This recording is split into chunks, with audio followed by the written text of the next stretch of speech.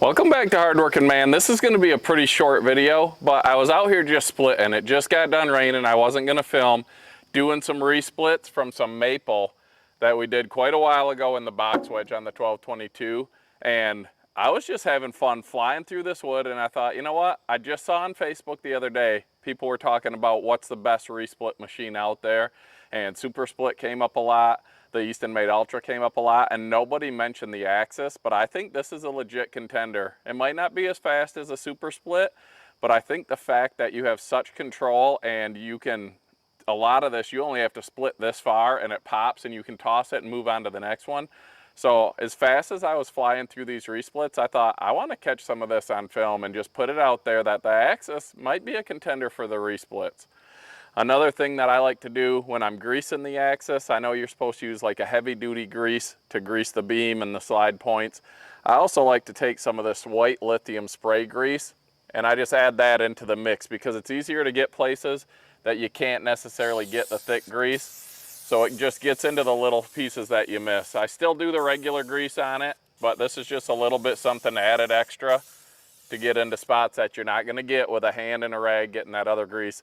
Yeah, the slide will move it into different places, but it doesn't hurt for a little extra protection. So let's fire up the Axis. I got 14 pieces here to resplit. Let's see how long it takes. I'll do it real time. I'm going to stop the camera once to give you a different angle and see how this goes.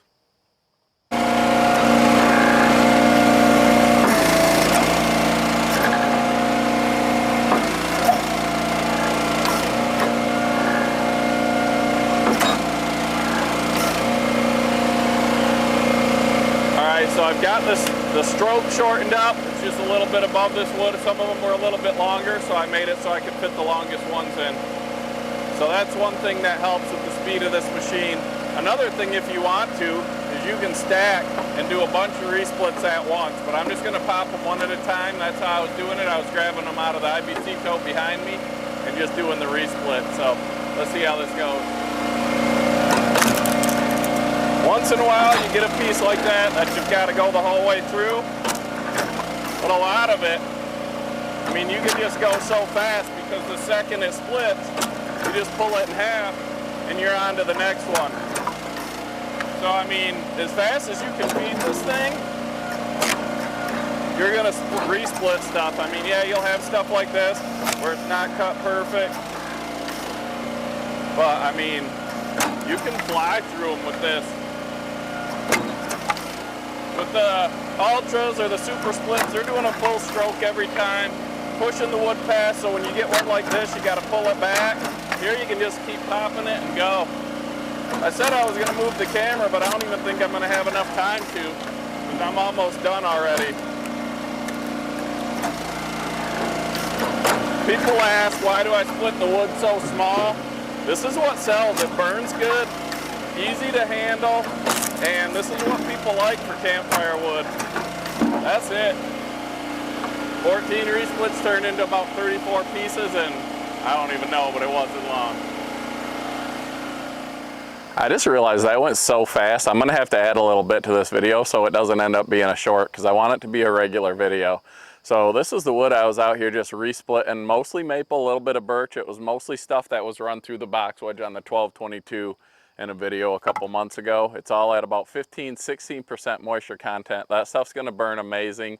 And I needed a small load for a delivery from someone that ran out of campfire wood and they want some more to get them through the rest of the season. So I thought, you know what, I'm gonna split it up a little bit smaller so it throws that good flame, and the Axis did a great job at it.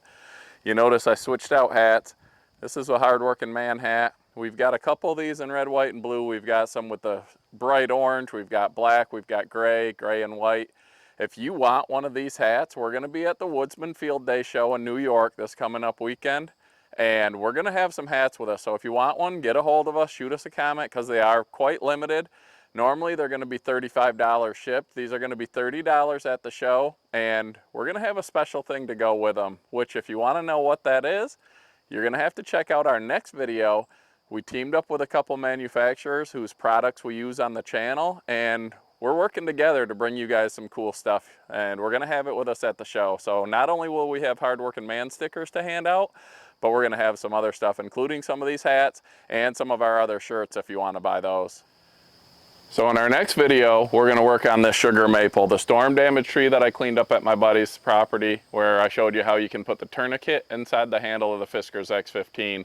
I'm thinking I'm gonna split the bark off the outside and make a bunch of nice, small, perfect, hard maple smoker chunks out of this wood. Store it in an IBC tote, let it get nice and seasoned, and have a premium supply of maple for the smokers. So make sure you don't miss our next video. Rachel won't be in this one and probably the next one because she had to go down and help move my daughter into college. She's gonna fly back home and we're gonna hop in the van and head over to the Woodsman Show in Boonville, New York. We hope to see a lot of you there. It's gonna be a lot of fun. Thanks for watching, hardworking man. Have a great night.